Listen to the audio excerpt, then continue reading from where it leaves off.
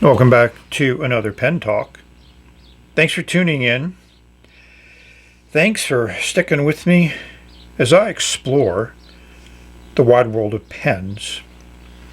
Today we're going to take a little way back trip. And I saw JG3, a fellow pen reviewer on YouTube, and we'll put the link in the description, review this pen. And I thought it was interesting. So I looked around and I found it on AliExpress at an excellent price. And I ordered one, and it was delivered relatively quickly. So those of you that follow my channel may recognize this pen. It's a Kaco Edge. It's designed by Shenzhen. It's a metal clip fountain pen, and we'll see why they call it that. A lot of Chinese on the back, a little description showing the cartridge use. It just opens up relatively easily. A nice retail package, and I think these pens probably are sold a lot in department stores. Remove that nice reflective plastic case, and we'll find a nice brown pen with gold trim. They called it coffee in the listing. Coffee brown, a subtle difference depending on how much milk you put in. So here's your nice little label with barcode on it. Fairly useless clip. It is somewhat spring-loaded, but putting that over fabric and it won't fit over thick fabric is just doesn't work well. It's a pull-off cap, and it pulls off easily, maybe a little too easily. And we'll see the pen. I've upped the lighting now that I don't have to worry about the glare on that outer plastic case. This is a nice brown resin. It's Macrolon, or could be. You know, it has that non-matte little finial at the bottom of the barrel and top of the cap. So I think the mold that this is molded in, it is injection molded, has a pattern that creates this matte finish and this, not smooth but rough finish. The section is aluminum, and you can feel the temperature difference. It feels colder. It's a decent section. It works well. That section might be reminiscent of the Lamy 2000. Nothing special about the nib. They say Germany on it. It could be a Schmidt nib. It has a Kaco emblem on it, and it's F for fine. Just your plain injection molded plastic feed. This comes off easily, and we'll see a cartridge. So it came with two cartridges. So I'll see what type of converter will work. I think Pelican might work, or International. We'll find out.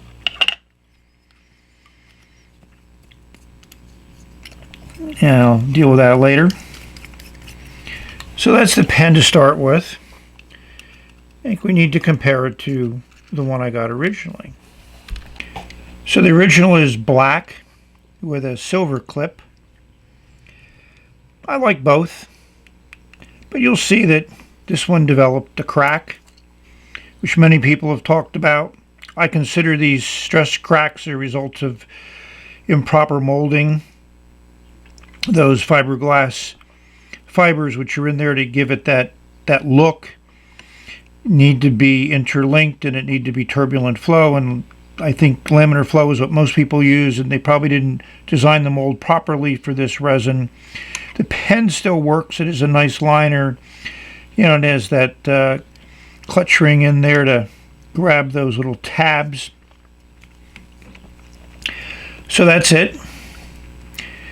For those of you that might have been interested in the pen, I figured I'd give you a look at it. I'm going to flush it out and see what converter will fit. So here's a Schmidt number 5 nib that I took out of a Schmidt pen. And a standard international converter fits fine. And you can see the way that nib collar is designed. And that converter just fits nicely in there. This one fits nicely in there. So that's the way it works. And just for comparison, here's a Franklin Christoph nib assembly, which is Yovo. It's a number 6, so it's not exactly apples and apples, but I just wanted to show you how the converter also fits nicely there. But it's just a different design. So we've confirmed, at least it is a Schmidt nib assembly, and I'm assuming it's a Schmidt steel nib. So you may have noticed when I showed you the nib assembly, it had a silver nib because that was from the black pen. I could not unscrew the nib assembly, but the nib and feed pulled out easily, so I was able to clean it. I mean, it is the same nib assembly in here that's in the black pen, but it doesn't unscrew, and I tried my best efforts. But the main reason I wanted to do that was to flush the nib and feed, so pulling it out will do also an effective job. Now we're here with very minimal light because we're going to use the LED to look inside the cap and to show you that clutch ring, and then above the clutch ring is an inner cap that'll work well to seal the nib. You know, this is an interesting material. Hopefully this cap will not crack like the black one did, but only time will tell. So what ink to put in? I wanted a brown ink. I wanted a nice intense brown ink, so this one came to mind. I also have it in a Moonman 699 back filler. It works well. You know, they really made it nice. Good labels, good bottles. I have to use this plastic liner in there because the cap will stick. Here's the color card. It is a nice deep brown, kind of on the red side.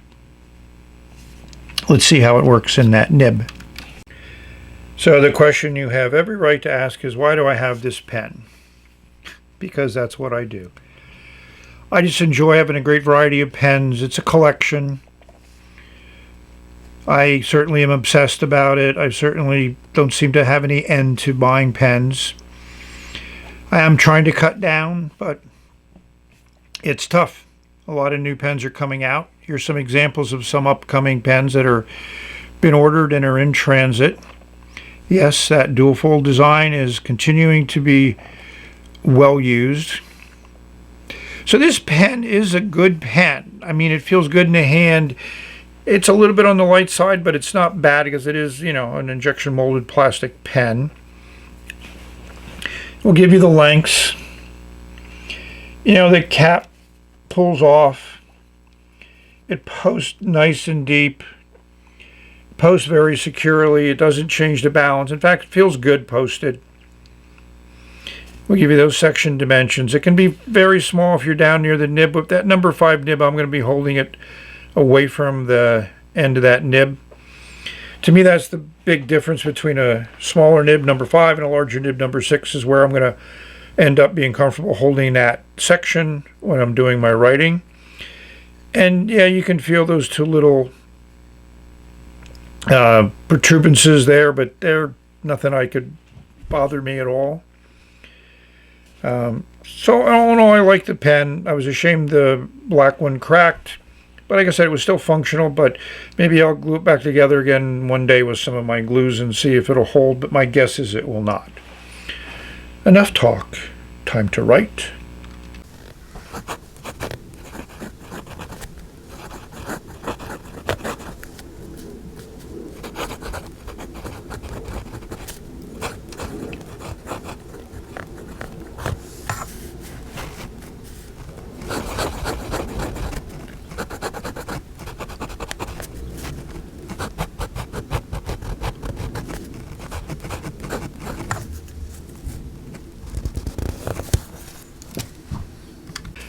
My first impressions with writing with this pen is, wow. It's wet. It's very smooth.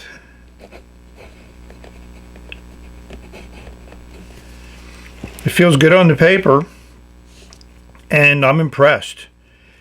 I guess maybe it is a Schmidt nib, and it's a good Schmidt nib, better than some of the other Schmidt nibs I've had.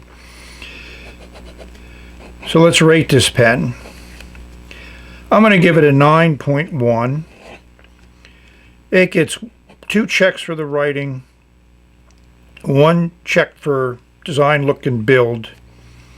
I like the pen. It works on many levels. It's very comfortable. It could easily be an everyday carry. Will it be durable? The only time will tell. It took a couple months for the black one to break, and it just broke sitting in, sitting on my desk in a pen holder, or, a pen cup. So that's where we're at. Hope you've enjoyed this quick look at this pen. I always enjoy adding something new to my collection. So I want to thank you for watching, taking your time out of your day to spend with me. May you have many great writing experiences and find something that works with you. This brown ink certainly works extremely well in this pen. It's a little bit wet, but not that much. So I hope you stay safe and healthy and happy. We've reached the end of this video. We're going to say bye. Enjoy your pens. Enjoy writing. I will enjoy writing with this pen.